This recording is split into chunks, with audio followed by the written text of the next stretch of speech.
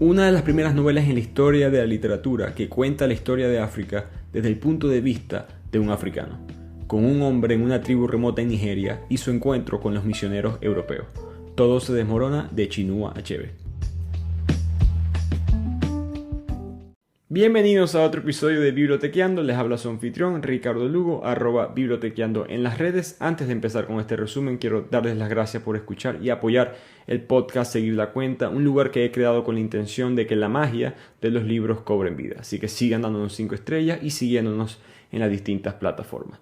Pero hoy quiero contarles sobre algo nuevo, algo emocionante que voy a ofrecer, que es la nueva cuenta de Patreon, como diríamos nosotros en español. Si te haces miembro de Bibliotequeando en la plataforma de Patreon, tendrás acceso a contenido que les garantizo no vas a poder encontrar en ningún otro lugar. Aquí tendremos episodios extras o resúmenes de libros adicionales, resúmenes de todos los libros que discutimos en PDF para que puedas profundizar a tu propio ritmo.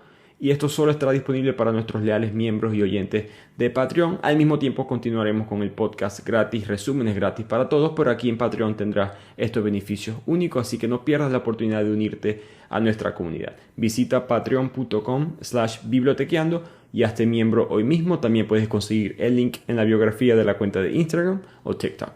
Así que sigamos promoviendo la cultura de la lectura y el aprendizaje con los libros. Así que empecemos con el resumen, como siempre. Dando un poco de contexto a la historia y a la novela, Chinua Achebe fue un reconocido escritor y académico nigeriano. El autor muere hace poco, o relativamente hace poco, en el 2013, hace 10 años. Ya me estoy poniendo viejo, que pienso que 10 años fue hace poco. Pero yo recuerdo ver claramente la noticia en televisión de cuando él muere y yo, como de penitencia personal, dije, no puede ser que yo no haya leído nada de este autor, y yo decidí comprar ese libro ese mismo día. La leí, todavía es una de mis obras preferidas. Creo que es la obra más influyente de África y ya van a ver por qué. Tiene una conexión muy fuerte con la identidad del continente. Fue publicada en 1958, vendió más de 20 millones de copias. Voy y repito, extremadamente respetada. Ahora, el autor como tal, él pertenecía a la tribu Igbo en Nigeria. El personaje principal de la novela es igual que él, de la misma tribu. Y ese personaje está explorando los cambios, los conflictos culturales que surgen en Nigeria durante la colonización británica en el país. Pero el autor no habla de este libro desde el punto de vista administrativo. Muchas veces cuando hablamos de colonización estamos hablando de recursos económicos, control político, guerras. Él no está hablando de eso. Él siempre está hablando de un tema muy ambiguo, pero muy importante para las personas, que es tu identidad. ¿Cómo te mantienes tú intacto como persona? ¿Quién eres tú como persona? ¿Te mantienes fiel a las religiones de tu tribu, que es lo que eres tú como africano? ¿O les das un espacio a las nuevas maneras de hacer las cosas, la modernidad? En este caso representada por los misioneros cristianos de Inglaterra. Él escribe esto porque Achebe crece en una familia cristiana, en una época en la que Nigeria todavía estaba bajo el dominio colonial británico. Él nace en 1930, Nigeria no se independiza hasta 1960, Nigeria es relativamente un país joven. Y esto es importante porque el padre del autor fue el primero en su tribu en convertirse al cristianismo. Y eso siempre fue un conflicto para él y para muchos africanos. ¿Quién soy yo? Yo soy de África, claramente, pero mi cultura está muy influenciada por Europa, ¿no? Mi nombre, mi forma de vestir, mi creencia. Y cómo balanceo estas tradiciones occidentales con las africanas. ¿Hay manera de recuperar lo africano, o ya todo lo que era, digamos, africano puro ya se perdió porque ya todo tiene una chispa occidental, ¿no? Eso es lo que hace la globalización, se pierde, no hay nada original, mejor dicho. Hablamos sobre eso un poco en el libro Sapiens. El mismo nombre del autor refleja esto. Su nombre es Albert, no es Chinua, es Albert Chinalumugu Achebe. Albert es un nombre extremadamente europeo. Chinalumugu él lo abrevia y le dice Chinua, y de ahí viene el nombre Chinua Achebe. Pero él durante toda su vida él se negó a que lo nombraran Albert, no le gustaba. Se sentía que me estás dando el nombre de alguien que me está colonizando a mí. Pero al mismo tiempo escribe la novela en inglés, lo que refleja la influencia de la educación, de la educación británica en el autor. Todas las escuelas que él fue durante toda su vida en Nigeria eran británicas, eran en inglés, y él sabe que no puede negar que le guste o no. Parte de su identidad trae un poco del occidente, trae un poco del cristianismo, y esa tensión también es reflejada en la tensión padre-hijo que él tuvo en su vida. Y algo muy importante también en la historia de este libro es el contexto de cuándo fue publicado el libro. En 1950, en la literatura específicamente, África no es respetada en verdad, porque cualquier libro que encontraba éxito en las ventas, que era ambientado en África, siempre fue escrito por occidentales, hasta este punto en la historia. Joseph Conrad y su libro El corazón de las tinieblas es un perfecto ejemplo. Achebe, de hecho, menciona que ese autor era un racista total, fueron las palabras de él. Porque todo el mundo veía a África o como menos directamente o como menos indirectamente. El menos directamente era más obvio, ¿no? El negro es inferior, el africano es inferior, etc. El indirectamente era distinto. Era, ay, qué exótico la cultura africana, qué primitivo, qué salvaje. Ellos son nobles, todos ellos son buenos, son primitivos, son perfectos. Nosotros los europeos somos los malos. Él siempre decía, porque eso está mal también, porque no está mostrando mi complejidad como ser humano. Me estás minimizando casi a un animal de zoológico y me estás causando daño. Esa imagen también causa daño, igual que la otra. Entonces él muestra las imperfecciones de la cultura africana. Muestra cómo África no es una cultura única. No existe un África. Dice, África existe geológicamente hablando, como continente, pero como cultura no existe. Latinoamérica es igual. No hay una sola cultura. Hay distintas subculturas que tendrán cosas en comunes, pero hay muchas subdivisiones. Tanto que es muy difícil para él decir África en general. Pero hablemos un poco más en detalle de la colonización inglesa en Nigeria, que importa mucho para esta novela. Empieza en 1884 por distintas razones. Inglaterra invade Nigeria por la misma razón que otros países invadieron a otros lugares en África o en lo que es ahora América. Luchas por el poder, luchas por más dinero, por dominio, competencia entre los distintos países. Portugal tiene miedo que España crezca mucho y los pueda invadir a ellos, viceversa, Francia con Inglaterra. Esto siempre fue un conflicto en Europa. Pero una razón bastante única es la misma esclavitud. Inglaterra prohíbe, y el mundo prohíbe la esclavitud en verdad en los años 1800. Estados Unidos no le presta atención a esa ley como por 70 años. Pero Inglaterra prohíbe el comercio de esclavos.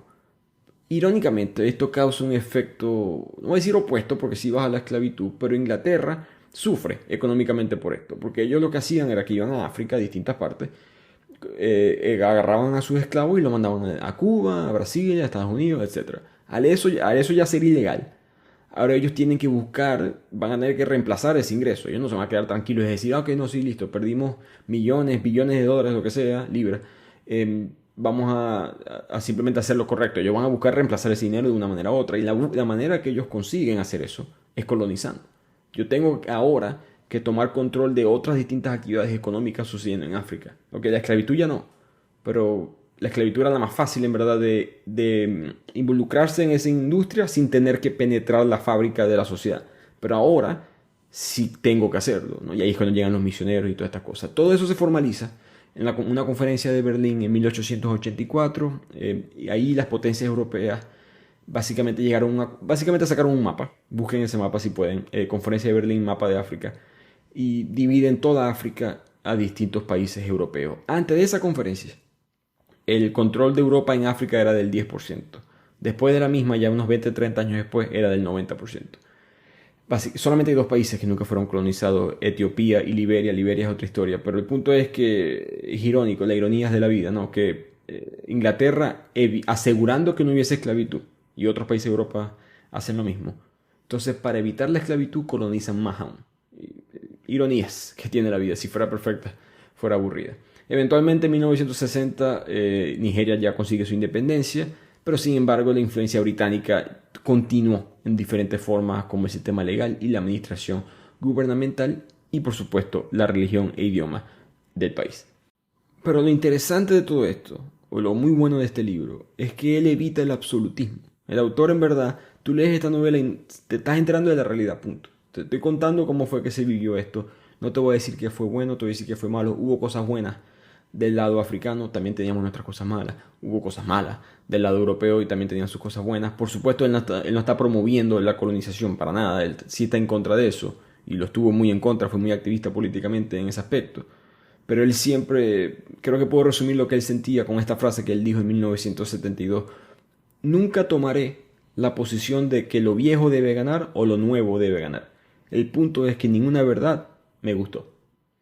Y esa fue su vida. Siempre en conflicto entre me mantengo intacto como africano y soy fiel a la tradición, o traiciono un poco a mi identidad como africano y tomo algunos valores de la nueva ideología, de la nueva cultura que es el occidente. Y con eso empezamos este resumen. que empieza con Okonkwo, un guerrero rico y respetado del clan de Umofia, una tribu en Nigeria. Y Okonkwo está en este momento recordando a su padre y lo diferente que él terminó siendo a su padre. Su padre le daba miedo ver sangre, siempre estuvo pidiendo prestado dinero, lo que significa que su esposa y sus hijos siempre estaban pasando hambre. Era un hombre, un músico, tocaba la flauta, tenía un don por el lenguaje, era un hombre que le gustaba mucho la literatura, romántico, era un pacifista. Y él, Okonkwo, siempre pensó que su padre conectó eso con el fracaso en la vida de su padre, digamos financiero, con la falta de ser un hombre de verdad. Sentía que su padre era un poco hasta afeminado y él dijo, no, yo voy a ser totalmente diferente. Y a través de ser diferente, él consiguió ser, voy y repito, alguien rico y respetado dentro de su tribu. Y él le da las gracias a la vida que eso sea así, de que entre su propia gente un hombre es juzgado según su propio valor y no el valor de su padre. El autor creo que menciona esto para mostrar el contraste con Europa, con su cultura muy feudalista, muy quién tiene el apellido, las clases sociales y todo esto. Pero saliendo de los pensamientos de Okonkwo, en la realidad, en la tribu, se reúnen todos porque hay una noticia muy importante. Una esposa de un miembro de la tribu fue asesinada por una tribu opuesta, la tribu de Mbaino. Esta tribu era muy salvaje, muy respetada por su habilidad en la guerra, tenían un orácula, perdón, de magia negra, eran extremadamente violentos, todo el mundo le tenía miedo, no querían problemas con ellos, pero la tradición política dice que alguien tiene que ir al pueblo, a la tribu, perdón, de Mbaino y negociar con ellos porque ellos tienen que ofrecernos algo a cambio, si no hay que irse a guerra. Okonkwo es el seleccionado para ir como representante. Cuando él llega a discutir, le ofrecen por tradición a una virgen, una joven adolescente que es virgen, que esa, en teoría reemplaza a la esposa que fue asesinada, y le dan un joven de 15 años que es más una ofrenda de paz en el sentido, toma un guerrero de los nuestros, un futuro guerrero de los nuestros, y se lo regalamos a ustedes. Este joven se llama Ikemefuna, es un adolescente, pero la tribu de Okonkwo no sabe qué hacer con él, en verdad siente que no lo necesitan, pero no lo pueden devolver por política, así que se lo tienen que quedar y Okonkwo es el responsable y se le dice a su primera esposa, porque tiene 3, que lo cuide a él. ¿Y por qué esta historia importa? Porque recordemos el autor nace en 1930 en una Nigeria ya colonizada, pero la historia, la novela, está ambientada unos 50 años antes, cuando todavía las tribus funcionan independiente. Inglaterra acaba de determinar o acaba de establecer su imperio, pero estas tribus remotas en toda Nigeria no saben ni siquiera qué es lo que está sucediendo y se manejan independientes entre ellas. Entonces Achebe, y por eso es que el libro es tan impactante y lo fue específicamente tan impactante hace 70 años, él nos dio una ventana a lo que era ese mundo preoccidental en Nigeria. Él nos muestra cómo es que, ok, si tú matas a alguien, hoy en día tú matas a alguien, hay un sistema de cárcel, hay un juicio, etcétera, etcétera. Esa es la manera, digamos, occidental. África, o las tribus estas específicamente no lo hacían así. Bueno, ¿quién me mató? Alguien de esta tribu, que esa tribu me tiene que dar mira ahora una virgen en intercambio y algo más, y si no, no vamos a guerra. Todos estos conflictos políticos, que como decíamos al principio, los europeos lo vieron como inferiores porque no eran cristianos. Achebe nos los está mostrando por primera vez en la historia de la literatura global. Pero volviendo a la novela, aprendamos más de quién es Okonkwo. Ya sabemos que tiene 3 esposas, que es bastante rico. Además tiene 8 hijos. Cada esposa tiene su propia choza, tiene una granja de ñames o de batatas, un santuario para sus antepasados, la cultura africana muy respetuosa de los ancestros. Pero como persona él es un hombre muy difícil, fuerte, estricto. Odia la debilidad, un rasgo que asocia con su padre y con las mujeres. Cuando Okonkwo era niño, otro niño llamó a su padre Akbala, una palabra nigeriana que se utiliza para referirse tanto a las mujeres como a los hombres que no tienen título. Y eso siempre le quedó marcado. Él siempre vio a su padre como alguien débil. Por lo tanto, él quiere evitar que cada persona con la que él está en su vida sea débil. Por ende, es muy exigente. Golpea a casi todos sus hijos y los golpea. Cuando digo golpea no son nalgadas, son golpes. A su hijo de 12 años, Nwoye, es el que sufre más porque debería ser el hombre más masculino de la familia y no lo es. Por lo tanto, lo golpea y lo regaña constantemente porque se parece mucho a su abuelo. Un niño mucho más, digamos, sensible. Y todo viene, esta rudeza de personalidad, viene porque él una vez visitó a un oráculo que le dijo que su padre fracasó debido a la pereza que él tuvo en su vida, que por eso fue que él nunca pudo pagar ninguno de los títulos de la comunidad, que por eso le dejó tantas deudas, por eso fracasó económicamente. Estos oráculos en la cultura nigeriana se comunicaban con los ancestros, y ya mencioné que ellos respetan mucho a los ancestros. Entonces Okonkwo siempre quiso ser diferente en que siempre quiso compensar lo que su padre nunca pudo hacer. Ya que el oráculo le dijo que él fue perezoso, él es lo opuesto. Soy el mejor guerrero, soy agricultor, soy proveedor familiar, soy el que trabaja más duro y los que están conmigo van a tener que hacer lo mismo, por lo tanto es extremadamente exigente. Una buena historia para mostrar cómo él estaba tan en desacuerdo con su padre. Una vez su familia estaba sembrando, preparándose para una época de sequía, pero no estaba lloviendo lo suficiente, tuvieron que sembrar de nuevo en otras tierras y de repente llegó un diluvio que acabó con todo. La familia pasó hambre, la comunidad estaba ayudando un poco, pero cuando Okonkwo buscaba ayuda con su padre le daba palabras y apoyo emocional.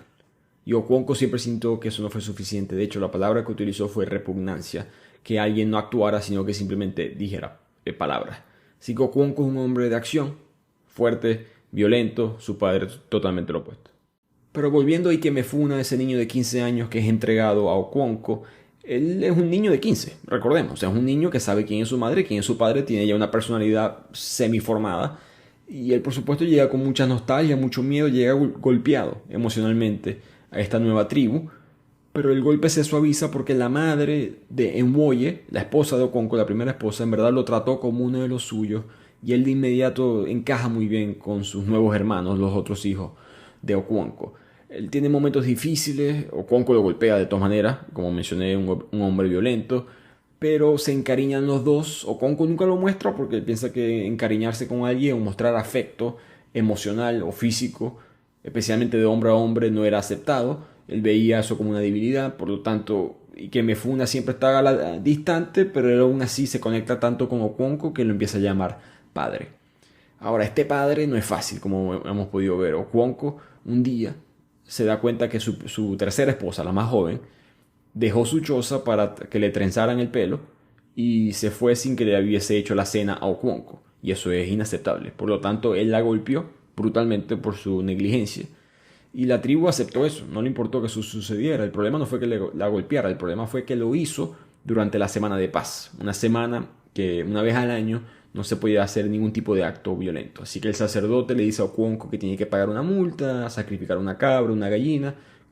La multa se paga con caracoles, por cierto, una de las monedas más comunes en África antes de la llegada de los europeos. The rural way of life is about making everyone feel at home. Tractor Supply chose advanced 5G solutions from T-Mobile for Business to transform intelligent customer service. Together, we put the power of AI to work across 2,200 stores, keeping things running seamlessly inside, curbside, and countryside. This is elevated customer experience. This is Tractor Supply with T-Mobile for Business. Take your business further at T-Mobile.com/now. Shopping is hard. I can never find anything in my size. I don't even know my size. I buy my clothes the same place I buy my groceries. There's a better way. Make it easy with Stitch Fix. Just share your size, style, budget, and done. Your personal stylist sends pieces picked just for you. That was easy. Stitch Fix. Online personal styling for everyone. Free shipping and returns. No subscription required. Get started today at stitchfix.com.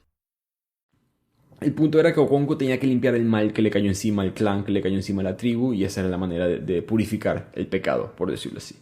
Y nuevamente, Chinua Achebe nos está mostrando cómo era la sociedad africana antes de la influencia europea, pero creo que más importante con esta historia de su tercera esposa, él nos está mostrando la realidad de África. Es una crónica, él no te está diciendo si esto es bueno, si esto es malo, él simplemente te está mostrando la realidad de una sociedad que no tenía voz en esta época. Todo lo que era africano era contado a través del filtro europeo, por lo tanto estaba distorsionada totalmente la realidad. Él viene y nos cuenta que sí, tenemos muchas cosas malas como esta historia que acabamos de contar, y también tenemos cosas buenas que vamos a ver a través de la novela. Y aquí la novela avanza 3 años, continúa esta dinámica familiar, Okonkwo, la primera esposa, Enwoye y Ikemefuna, y en verdad es una familia feliz en este punto, a pesar de todo. Ikemefuna se conecta muy bien con Enwoye, como mencioné, y Enwoye, ya que Ikemefuna viene de esta tribu más guerrera, más violenta, Enwoye empieza a ser un poco más masculino, por lo tanto Okonkwo está más feliz. Enwoye empieza a complacer más a su padre escuchando sus historias, que todas sus historias son como que un poco de odio hacia lo débil, hacia las mujeres, por ejemplo. Y Mboye sabe que hay algo incorrecto en esto, pero él simplemente disfruta que al fin tiene una aparente buena relación con su padre. Por lo tanto, Ikemefuna se conecta aún más con Okwonko, que lo está apreciando cada vez más. Pero un día, el hombre más viejo de la aldea, por ende el de más respeto, visita a Okwonko y le dice, mira, la oráculo, la profeta de la aldea, ha decretado que hay que matar a Ikemefuna, a este hijo adoptivo que tú tienes. El anciano le dice que no se involucre, que eso es de mala vibra, no tienes que hacer nada, nosotros nos encargamos. Las razones por las cuales tiene que morir, un poco irrelevantes, todas son religiosas, místicas, que es un niño que no encaja, que no es de la aldea, que eso no es bueno, etcétera, etcétera. Okwonko, en su terquedad, sabe que él debe, o piensa mejor dicho, que él tiene que hacer algo al respecto. No para defender Ikemefuna, él respeta la decisión del oráculo, sino que tiene que él formar parte de ese acto. Él dice que él tiene que ser una de las personas que mata a Ikemefuna. Así que Okwonko le miente a Ikemefuna, le dice, mira, tú vas a regresar a tu pueblo natal. Tenemos que caminar un día por el bosque y devolverte a tu propia tribu. Ikemefuna, a pesar de que había conectado muy bien con ellos, por supuesto, él se recuerda a su familia original y él quiere volver, así que está muy emocionado, se despide de todo el mundo, a pesar de que él se da cuenta que todo el mundo está como que muy callado. Mboye, su hermano, está llorando. Otras de las mujeres también están llorando. Todo el mundo sabe lo que está sucediendo, a excepción de él. Así que se van de la aldea, van tomando vino de palmera, que era el trago de alcohol que se practicaba en esta época para ellos. Todo el mundo está muy callado y Ikemefuna simplemente está en su mente, pensando en su madre, pensando en volver a su costumbre, a su aldea. Y de repente uno de los hombres que los está acompañando, porque va Okwonko con otros hombres de la tribu, lo ataca con un machete. Y Ikemefuna no entiende qué es lo que está pasando, cae en el suelo, le siguen dando machetazos. Y Ikemefuna grita y le pide ayuda a su padre. Y Okwonko simplemente está mirando y ya. Y el niño está agonizando, no entendiendo por qué su padre no lo ayuda. Y en el último segundo de su vida, lo último que él ve es Okwonko agarrando un machete y dándole el último golpe. Aquí muere Ikemefuna, Okwonko vuelve a su casa. Todo el mundo entiende qué fue lo que sucedió. Y a pesar de que Okwonko está tranquilo, no muestra signos de que le preocupó lo que él hizo. Por dentro está totalmente destruido. Empieza a llorar apenas por segunda vez en su vida. La primera vez que lloró fue cuando escuchó a un bebé llorar en el bosque malvado. Esta tribu de ellos no creían en los gemelos. Los gemelos eran diabólicos para ellos. Así que si alguien paría gemelos, tenían que simplemente dejar a los gemelos en un bosque y morían eventualmente de hambre, nutrición, por el clima, un lobo, etc. Y la primera vez que él lloró fue escuchando a uno de esos bebés cuando era más joven. La segunda vez es ahorita, después de matar lo que se convirtió en su propio hijo. Después de esto, Okwonko cae en una depresión. Él se siente débil, no puede dormir, no puede comer. 3 días solamente bebiendo vino de palmera, intoxicado, alcoholizado básicamente. Y en eso le llega a su amigo Obierika, uno de sus mejores amigos, que lo critica por matar a Ikemefuna. No lo critica que lo haya dejado que lo mataran, que eso estaba bien, porque eso es lo que el oráculo, la profeta dijo, sino por involucrarse. Eso fue algo que no agradará a las vibraciones pues, de la tribu. Y en esas discusiones entre su amigo y Okwonko se miente a sí mismo y dice que, es que me siento mejor ahora hablando contigo. Debe ser que yo me sentía infeliz por mi ociosidad. Si yo hubiese asesinado a Ikemefuna en una época más ocupada del año, donde había que sembrar, cultivar o quizás irse a guerra, yo no habría estado ni siquiera... Esto no me hubiese pegado a mí, si yo soy un hombre fuerte, mi alma, estar sintiendo sentimientos, ¿qué me pasa? No, esto fue la ociosidad. Por supuesto, cayendo a esas mentiras él mismo. Pero esa mentira él mismo funciona como mecanismo de defensa y Okwonko empieza a sentirse un poco más revivido y su amigo Obierika lo invita a su casa porque hay una familia que está de pretendiente de su hija. Quieren que su hijo se case con la hija de Obierika, están ofreciéndole dinero y esto era una costumbre común en esta cultura, y cuando se negociaba y se aceptaba la oferta, se hacía una celebración, entonces se va a hacer esa celebración. Y Okwonko va para la fiesta, y en esa fiesta él empieza a dialogar con otras personas, y aquí cambia la historia. Porque a través de esta novela, como pudimos ver, entendimos cómo funcionaba esta tribu, entendimos cómo funcionaba Okwonko en el núcleo familiar, en el núcleo de la tribu, las creencias religiosas. Ahora todo va a cambiar, porque en la fiesta todos empiezan a discutir, a hablar de que hay una tribu que están como que más cerca de las ciudades, que están diciendo que hay unos hombres diferentes dando vueltas por ahí. Y la gente, ¿cómo que diferente? No, que tienen la piel diferente, tienen la piel como una tiza. ¿Como una tiza cómo? Blanca. Así que ya vemos lo que se avecina en la novela. Mientras tanto, Achebe nos quiere mostrar un aspecto importante de la cultura africana, que es el sistema legal. Hay un juicio en la aldea donde los jueces son los espíritus ancestrales que hacen presencia, se le llama Enwugu, E-G-W-U-G-W-U. Estos hombres son en verdad personas enmascaradas que son respetadas dentro de la aldea. Nadie sabe quiénes son, pero se sospecha que Okonkwo es uno de ellos. Las mujeres y los niños siempre les tienen miedo porque las mujeres y los niños nunca forman parte de estos juicios. Las mujeres, por supuesto, no tienen ningún tipo de poder dentro del sistema judicial. La juzgada es una mujer que está esperando en silencio con sus hermanos en el juicio en contra de su esposo.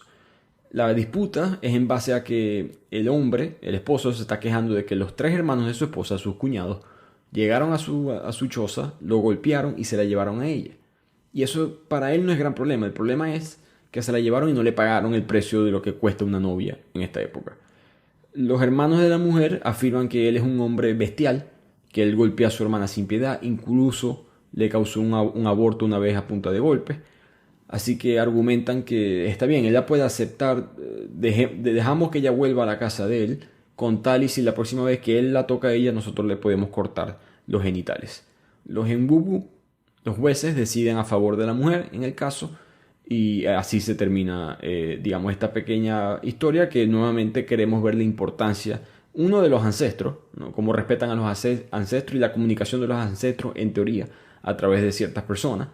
Y 2, como la mujer simplemente no tiene voz en todo esto. Ni cuando la mujer tenía la opción de pronunciarse, cuando ella fue víctima, los que hablan en verdad no es las mujeres, son los hermanos. Entonces, durante toda esta época de la historia, en verdad es una sociedad patriarcal. Al mismo tiempo, también creo que vemos este sistema judicial muy peculiar que tenían estas tribus, que va a importar ahora porque muere el anciano de la aldea, el mismo que le avisó a Okonkwo que debía matar a Ikemefuna. Al morir ese anciano se hace un funeral muy elaborado, grande, parece una ceremonia militar, hay disparos, y en esos disparos Okonkwo accidentalmente mata al hijo de 16 años de este anciano, y matar a un miembro del clan es un crimen contra los dioses, por lo cual Okonkwo debe ser ahora exiliado durante 7 años. Ese es el castigo. Okonkwo tiene que irse con sus pertenencias, llevarse a su familia, y le van a quemar sus chozas, le van a quemar sus propiedades, todo para limpiar el pecado que él tenía. Y esta es la última vez que vemos a Okonkwo en esta tribu, por lo menos por los próximos 7 años. Se debe ir al pueblo natal de su madre, que se llama Mbata. Mientras él se está yendo, Obrierika, ese mejor amigo que él tenía, se pregunta él mismo por qué un hombre tiene que sufrir tanto por un asesinato accidental. Nuevamente, Achebe, mostrando que no todo era perfecto, o mejor dicho, mostrando que son personas comunes y corrientes, con sus errores como todas las demás culturas. No hemos visto a los gemelos que se botan en el bosque, las cosas que Okonkwo, los golpes que le pegan a sus esposas, el sistema judicial, lo de Ikemefuna, ahora esto. Hay bastantes imperfecciones, o por lo menos cosas que otras culturas no considerarían normal, y esas historias no habían sido contadas desde el punto de vista africano. Así que Okonkwo llega a su tierra y lo reciben calurosamente, pero él no está de ánimo. Él trabajó muy duro en su granja anteriormente para conseguir ese estatus, peleó en muchas batallas para convertirse en uno de los señores del clan, el guerrero más respetado, y él perdió todo eso. Y ahora siente que tienen que empezar de cero y pasar 7 años en el exilio fuera de la tierra que él en verdad quiere, no esta, porque le recuerda mucho la conexión con su padre, o la falta de la misma probablemente. En esta depresión que él tiene, su tío, Uchendu, hermano de su madre, le llega y le dice: sobrino, tranquilo, que estas cosas pasan, ¿no? La vida siempre te da un chance de reiniciar. Yo he perdido a todas menos una de mis 6 esposas, he enterrado a 22 hijos, aún así yo no me ahorqué y todavía estoy vivo. Pero Okonkwo no le hizo mucho caso a su tío y simplemente continuó en su depresión. Ahora la novela se adelanta 2 años después, y Obrierika, ese amigo de Okonkwo, viene a visitarlo y le trae en verdad, tristemente, malas noticias. Le dice que hay un pueblo cercano que se llama Abame, que ha sido destruido por completo. Resulta que los ancianos del pueblo vieron a un hombre blanco pasar en un caballo de hierro. No entendían qué era eso y trataron de consultar al oráculo para entenderlo. Caballo de hierro, por si acaso, era una bicicleta, sino que no sabían cómo llamarlo. Pero la gente del pueblo le dice caballo de hierro, y el oráculo profetizó que ese hombre blanco iba a venir con otros hombres blancos tarde o temprano y iban a traer la destrucción del pueblo. Así que los aldeanos decidieron matar al hombre blanco y amarraron su bicicleta a un árbol para evitar que él se escapara y se lo contara a los amigos del hombre blanco. Cosas así de la cultura. Pero un rato después, eventualmente hombres blancos, en este caso son ingleses en la novela, descubren la bicicleta, se dan cuenta que fue lo que sucedió y deciden atacar a este pueblo y lo destruyen por completo. Así que ya vemos cómo los blancos están penetrando las zonas más remotas de Nigeria. Pasa un año más en la novela, ya llevamos 3 años de exilio de Okonkwo, y su amigo Obierika llega nuevamente a darle malas noticias. Le avisa que su hijo Nwoye, el hijo de Okonkwo, se ha visto hablando muchísimo con los misioneros cristianos que han empezado a llegar al pueblo. Y esto, por supuesto, le cae muy pesado a Okonkwo. Él no entiende por qué su hijo estaría convirtiéndose o aceptando la ideología de alguien más. Obierika le explica que muchas de las personas que se han convertido son los Efulefu, personas que no tenían estatus, gente ignorada por el clan, gente ignorada por la tribu. Y eso es muy importante y muy común, en verdad, a través de la historia, ¿no? Que un grupo de personas es discriminada y los grupos discriminados son los primeros que van a aceptar nuevas ideologías, ¿no? No necesariamente a nivel de la población, a nivel macro, no necesariamente porque crean esa nueva ideología conscientemente, simplemente cambian porque el sistema actual no les funciona, entonces quieren buscar uno nuevo, y ese nuevo puede ser peor o mejor, pero el punto es que simplemente van en esa dirección. Para Nwoye, en lo personal, él tiene sentido el cristianismo, porque él es un hombre más sensible, que su padre no lo acepta por él ser como es. Llegan estos cristianos diciéndole que todos somos iguales, que no hay diferencias, que todos somos hijos de Dios, que esos gemelos en el bosque que lloran cuando los dejan solos, eso está mal, que eso es un crimen en contra de Dios. Eso para él tenía sentido, porque son cosas con las que él conectó. Al mismo tiempo, Obierika sigue contándole a Okonkwo que mira, son 6 misioneros que están encabezados por un hombre blanco. El hombre blanco está hablando con la gente a través de un intérprete, van a la aldea, nos acusan en la cara de que estamos adorando falsos dioses, dioses de madera, dioses de piedra, y están tratando de persuadir a la gente de que acepten al único Dios verdadero. Sin embargo, los aldeanos, los de la tribu, los africanos no entienden bien el concepto. Muchos están confundidos, como que la Santísima Trinidad como un solo Dios, no que son 3 porque es uno solo, como que Dios tuvo un hijo sin una esposa. Muchos de ellos de hecho se ríen a las creencias de este misionero y se van sin ni siquiera terminar de escuchar lo que el intérprete dice, porque piensa que lo que están son unos tipos locos y ya no van a hacer nada.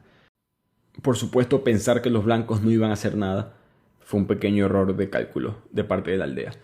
Ahora, los misioneros que han llegado con este mensaje de amor, de que todos somos iguales, de que no hay problema, todos somos chéveres, yo no vengo a hacer nada malo, por supuesto, apenas le dan un poco más de poder, empiezan a pedir más y más y más. Elijan alguna ideología política, todos hacen lo mismo. Los misioneros solicitan, mejor dicho, exigen a los ancianos terreno para construir una iglesia. Y los líderes ancianos de la aldea dicen, vamos a darle una parcela de tierra ahí en el bosque maligno, ese mismo bosque donde los gemelos los dejan morir porque ahí están todos los espíritus malvados y todo esto. Ellos dicen eso creyendo que, 1, seguramente los misioneros no lo acepten, y 2, no importa, si lo aceptan, van a morirse pronto porque es el bosque de la maldad. Para asombro de los ancianos, los misioneros lo aceptan de una, con felicidad. Listo, perfecto. Empiezan a construir la iglesia, se empiezan a unir personas, pero los ancianos no están preocupados porque dicen, tranquilo, eso en unos días ellos mueren. Nuestros espíritus van a encargarse de expulsar a estos blancos. Pasan los días y no pasa nada. Pasan semanas y no pasa nada. La gente empieza a preguntarse qué es lo que está pasando, y los ancestros dicen que no era mentira, que en las creencias de ellos los espíritus a veces dan un periodo de gracia de 28 días antes de castigar a los pecadores.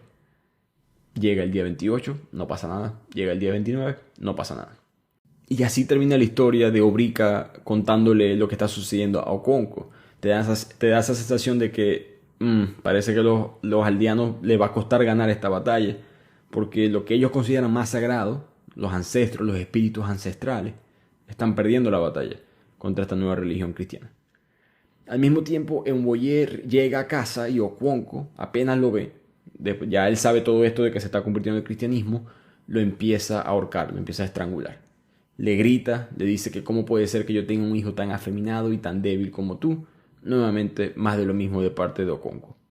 Así que la historia continúa avanzando, la iglesia se construye, más personas se unen, más discriminados. De hecho, los Osu, que eran los más marginados de toda la sociedad de esta tribu, nadie los quería, ni siquiera, o sea, los nuevos africanos que ahora eran cristianos, no querían que sus Osu formaran parte de la iglesia. Pero los cristianos sí. Dijeron que tranquilos, que entran, que no va a pasar nada. Había una creencia en la aldea de que si los Osus se cortaban el pelo morían, porque era una manera como de encajar con la sociedad, y ellos en verdad no encajaban, que eran los demás abajo. Y los cristianos que no creían en eso decidieron cortarles el pelo, y a lo que la gente vio que nada pasó, más gente empezó a unirse a la iglesia. Y no solamente eso, sino que los Osu se convierten en uno de los miembros más condecorados de la iglesia cristiana dentro de estas tribus africanas. Nuevamente, los discriminados buscando refugio de una u otra manera, que es algo eterno a través del cristianismo. Cabe destacar, cuando Jesús muere, el cristianismo es un movimiento clandestino por cientos de años. Solamente los pobres y las mujeres, nuevamente los discriminados, mantienen vivo al cristianismo. Famosamente la mamá de Constantino era cristiana, el emperador del Imperio Romano. Él está expuesto a todas estas ideas. En su lecho de muerte él siente que dígame si me muero y esto del infierno es verdad y yo rechacé al único Dios. Yo mejor me bautizo por si acaso y termina el Imperio Romano cristiano, los valores europeos cristianos. Y te resumí toda la historia de Europa en 10 segundos. Por supuesto hay más detalles, pero básicamente esto es lo que sucede. El cristianismo, que es el punto, siempre ha sido una religión de los discriminados, por lo menos al inicio de la misma. De hecho, una de las mujeres embarazadas en esta aldea, que perdió a sus mellizos, a sus gemelos en el bosque de la maldad, cuando les quitaron a sus hijos, ella se une a la iglesia, por ejemplo. Con todo esto sucediendo, Okonkwo le dice al pueblo ahí, hay que expulsar a estos cristianos, y con violencia. Pero los gobernantes y los ancianos deciden no hacer nada. Porque uno de los Osu, que ahora es cristiano, decide matar a una de las serpientes que los africanos consideraban sagrada. Y cuando en teoría, cuando esa serpiente se mata, la persona que lo mata debe morir. Por casualidad de la vida, ese hombre, ese Osu, muere por una enfermedad. Entonces los aldeanos, los ancianos, todo el mundo en la tribu empieza a sentirse más tranquila. Ah, no, tranquilo, nuestros dioses sí nos van a proteger en contra de estos cristianos. Y ahora la novela se adelanta 4 años más. Estamos en el último día del exilio de Okonkwo. Y en esta hay una fiesta que se está haciendo para celebrar la culminación de este castigo. Y los ancianos empiezan a elogiar a Okonkwo. Empiezan a decirle, hey, tú haces las cosas de la antigua manera. Tú eres el que está manteniendo la cultura de nosotros viva. Que esta nueva generación está creyendo en nuevos dioses. Están irrespetando a sus antepasados, maldiciendo a nuestros padres, a nuestros ancestros. Que necesitamos a alguien que proteja la tradición nuestra, que nos proteja a nosotros como tribu. Y con eso, Okonkwo se despide. Y él empieza a caminar de regreso, después de 7 años, a Umuofia, a su tribu, donde él quizás posiblemente pueda ser un antídoto en contra del cristianismo. Sin embargo, su aldea de Umuofia había cambiado mucho después de 7 años. La iglesia había crecido en fuerza, los hombres blancos ahora estaban sometiendo a los aldeanos a su sistema judicial, a sus reglas de gobierno. Ya no se podían abandonar a los gemelos en el bosque, ya no podían lastimar a los cristianos, no se podía matar a alguien. Eran duros, eran arrogantes los cristianos, según las palabras de Okonkwo. Él no podía creer que su clan no había expulsado a estos hombres hace 7 años, que no habían destruido a esa iglesia. Con tristeza, su amigo Obiarika le explica que es que la iglesia ha debilitado los lazos de parentesco, ¿no? Que es muy tarde ya para expulsarlo. Estos hombres blancos forman parte de la cultura ahora. Típica cosa que pasa a través de la historia, por cierto. No recuerdo dónde leí esto, pero hay una frase muy famosa de que las dictaduras siempre odian a la familia. Debilitar esos lazos familiares siempre es clave para una nueva ideología que quiere convencerte. No es que te quieren liberar, lo que quieren es conectarte o controlarte, mejor dicho, que es lo que están haciendo estos misioneros en este punto. Okonkwo observa que el hombre blanco es muy astuto, ¿no? Porque él vino en paz, en teoría, pero miren todo lo que han logrado, ¿no? De hecho, dan el ejemplo de Aneto, un hombre de la tribu que todavía seguía fiel a sus creencias, que fue ahorcado. Porque el gobierno lo mata después que él mató a alguien. Pero según su creencia, él podía matar a esa persona. Pero como no le fue respetado, fue ahorcado y condenado a muerte. Por supuesto, las tierras de Aneto se les entregaron al hombre que ganó la demanda. Y los misioneros tomaron una pequeña comisión. Y aquí vemos un poco cómo funciona el negocio para mantener económicamente a esta iglesia. Obierica y Okonkwo terminan esta parte del libro muy tristes, muy deprimidos, ambos diciendo que pareciera que nuestro pueblo perdió la voluntad de pelear. Ahora, los cristianos no encajaron o no penetraron esta sociedad así tan fácil con palabras y diciendo la Biblia y ya. Hubo otro factor, que fue el dinero. Mucha gente en la tribu estaba feliz con la influencia de los hombres blancos porque estaban trayendo más dinero. Estaban trayendo su sistema económico, estaban trayendo su sistema de comercio. La comunicación entre todos los distintos misioneros, todas las iglesias se convierte en una especie de red de mercado. Los europeos son los que se dan cuenta que, miren, estas palmeras que ustedes utilizan para crear vino, es más fácil crear aceite, ya el aceite vale más dinero y es más fácil digamos, tarda menos que el mismo vino. Entonces el dinero empieza a fluir hacia el pueblo. El señor Brown, que es el líder, el misionero blanco de esta iglesia, empieza a construir un hospital, construye una escuela, le dice a la gente, hey, miren, si no le enseñan a sus hijos a escribir, a leer, otra gente va a llegar y van a gobernarlos ustedes, gente que sí sabe leer y escribir. Esto, por supuesto, es un argumento bastante convincente, bastante efectivo. Las madres y los padres empiezan a escribir a sus hijos en las escuelas. Todas estas escuelas, por supuesto, con ideología cristiana, igual que los hospitales. Los hospitales traen una ciencia, una medicina que los africanos no tienen. Y al mismo tiempo, todo este sistema trae una economía que los africanos no tienen. Y ahí, en verdad, es cuando los misioneros, vamos a decirlo así, ganan muy fácilmente, porque no había manera de competir económicamente contra los cristianos. Y muchas personas de la tribu, por mucho que querían mantener su propia ideología, empiezan, voy a utilizar una palabra venezolana, a enchufarse, a conectarse con el gobierno y a sacarle jugo económicamente a esta nueva ideología. Ahora, este señor Brown, dentro de todo, no era tan malo, vamos a decirlo así. Ahora, este señor Brown por lo menos les dio escuelas, dio hospitales, no fue una persona violenta en contra de los africanos. Era un enemigo, definitivamente, para Okonkwo y para todas las demás personas, pero no era tan grave como lo que se venía ahora. El señor Brown se enferma y él decide retirarse de su trabajo como misionero y es reemplazado por el reverendo James Smith, estricto e intolerante, y todo se va a poner peor ahora en la historia. Este James Smith exige la máxima obediencia a la letra de la Biblia, desaprueba cualquier tipo de política tolerante, desaprueba que cualquier persona acepte los dioses anteriores a Cristo. Los conversos más entusiastas lo aplauden, se convierte en un ícono para los más, digamos, los cristianos más radicales. Uno de esos radicales es Enoch, un hombre anteriormente de la tribu africana, ahora forma parte de esta iglesia cristiana. Y él, en su rabia por cómo fue discriminado anteriormente, decide desenmascarar a uno de los Egwugu. Si recuerdan, los Egwugu eran los jueces en esta ceremonia que se conectaban con los ancestros. Cuando él hace eso es un crimen. Eso equivale, de hecho, a matar un espíritu ancestral. Entonces, con todo este conflicto, hay una reunión entre el reverendo Smith, el nuevo reverendo Smith, y los compañeros de Okonkwo, que tienen a representar, digamos, a la tradición de la tribu. Y los de la tribu le dicen al señor Smith, a través de un intérprete, mira, no solamente ustedes se están poniendo más estrictos, pero el pecado que ustedes cometieron es horrible y tiene que ser pagado, porque eso es nuestra costumbre, esas son nuestras leyes. El castigo es que tenemos que quemar ahora tu iglesia, porque tú mataste a uno de nuestros ancestros. El castigo es quemar tu iglesia cristiana. Smith, por supuesto, dice que no, que él no va a hacer eso, que él les prohíbe tocar la iglesia y que si lo hacen van a sufrir las consecuencias. El intérprete, que sabe cómo funciona la cultura de la tribu, en esa cultura los mensajeros sí son castigados por la mala noticia. Él se hace loco y dice, miren, el señor Smith que sí, que tiene razón, que él va a manejar los asuntos en sus manos, que no se preocupen, que él se encarga. Los hombres de Okonkwo y el grupo, por supuesto, ignoran eso como una respuesta satisfactoria y deciden quemar la iglesia.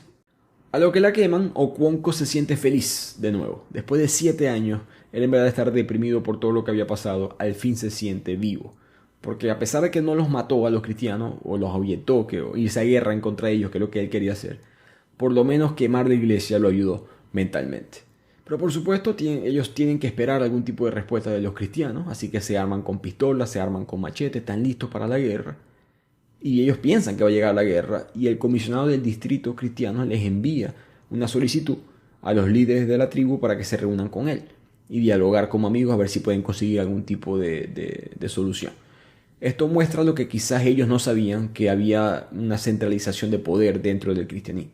¿No? Hay un distrito, hay una especie de director, un comisionado que cubre distintas áreas dentro de las distintas misiones. Eso habla de que hay una jerarquía que ellos no habían visto y no sabían quizás el poder financiero o militar que había detrás de estas misiones. Entonces apenas los hombres de la tribu llegan a esa reunión, la reunión era una trampa. Un grupo de soldados los sorprende, son esposados, son encarcelados, pasan varios días en la cárcel sin agua, sin comida, sufren insultos, maltrato físico y se fija una fianza en 200 bolsas de caracoles o serán ahorcados.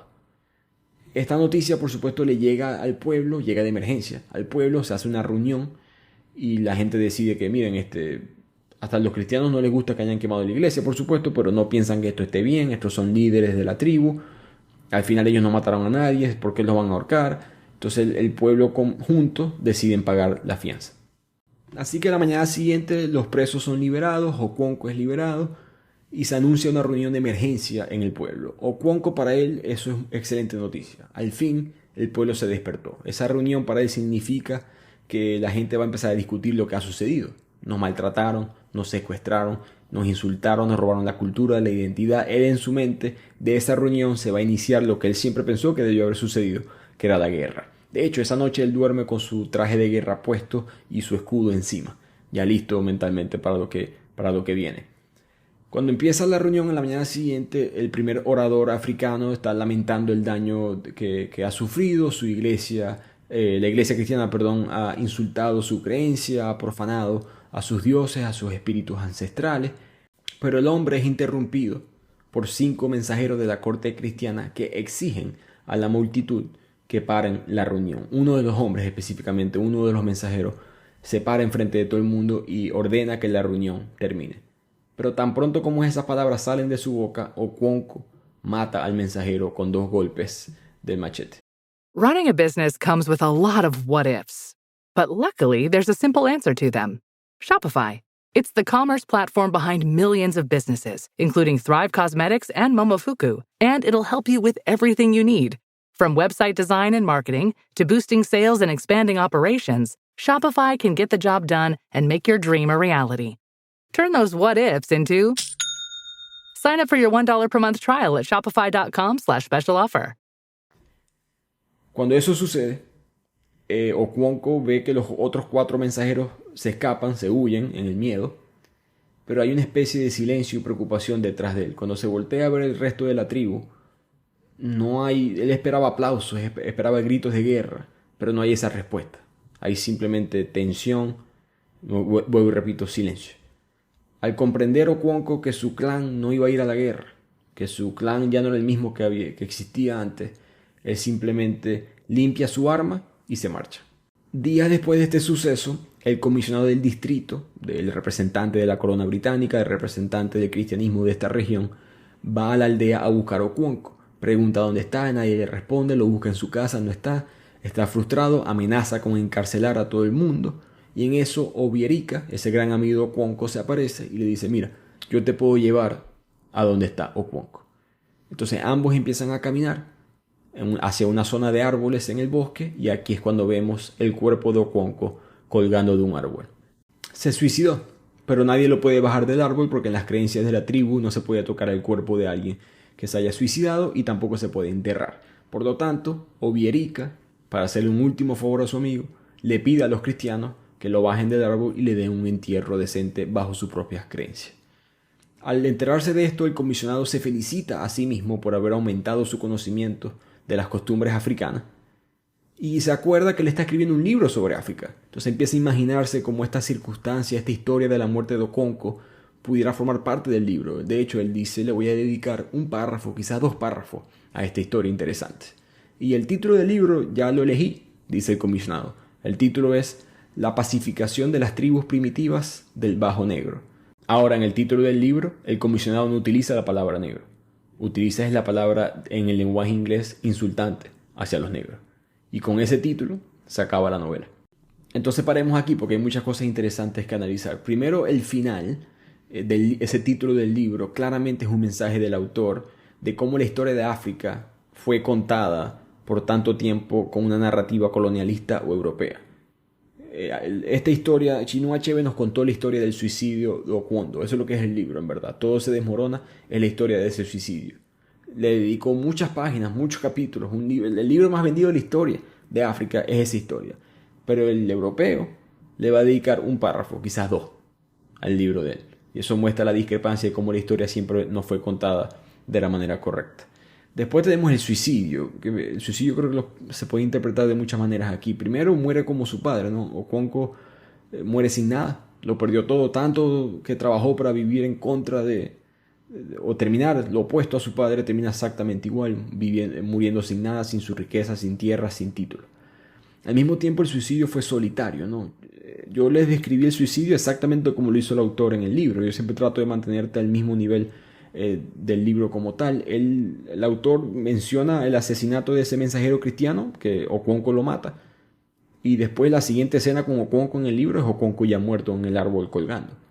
Nunca entramos al interior de Okonkwo, nunca sabemos qué fue lo que él pensó. Lo puedes asumir, pero nunca lo sabes. El autor nunca nos abre esa ventana. Simplemente estás de afuera viendo el acto de alguien extremadamente solitario, porque así fueron los últimos días de Okonkwo. Muy solitario.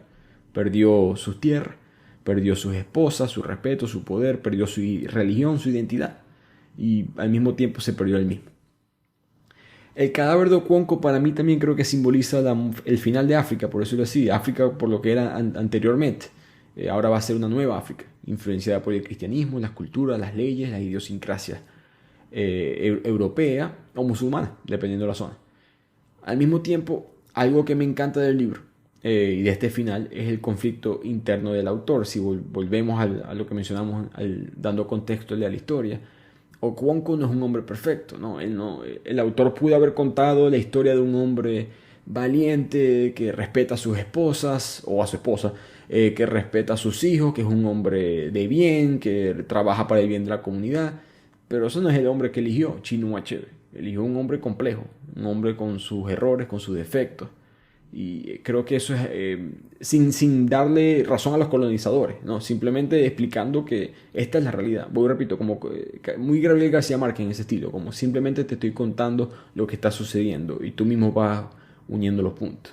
Entonces, para mí, leer esta escritura de la pluma de alguien que fue tan vocal en su crítica hacia el colonialismo, en su crítica hacia el imperialismo europeo, a cómo el africano fue representado en la literatura, que él haya podido sentarse y contar de esta historia y narrarla de una manera imparcial, a pesar de toda la injusticia, creo que es algo que eleva este libro a un nivel más allá.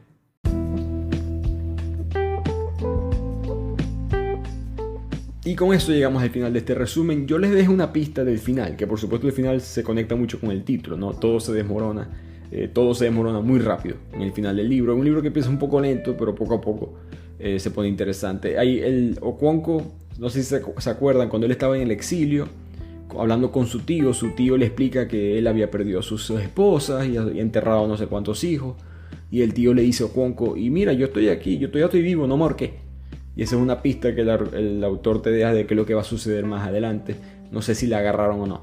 Pero el libro, repito, a mí me gustó muchísimo. Lo rápido, si lo llegan a leer, obviamente ya pierde un poco de emoción el saber el final. Pero si lo llegan a leer se van a dar cuenta lo rápido que colapsa todo en la novela. En verdad, Chinua Achebe pasa mucho tiempo. Yo me salté varias partes en ese aspecto de explicar cómo era la cultura de las tribus en Nigeria antes de la colonización inglesa, para darle un poco de impacto a lo tan rápido que se perdió todo eso. Y creo que esa es la importancia de este libro. Así que espero que lo hayan disfrutado. Nos vemos la próxima semana en otro episodio de Bibliotequeando.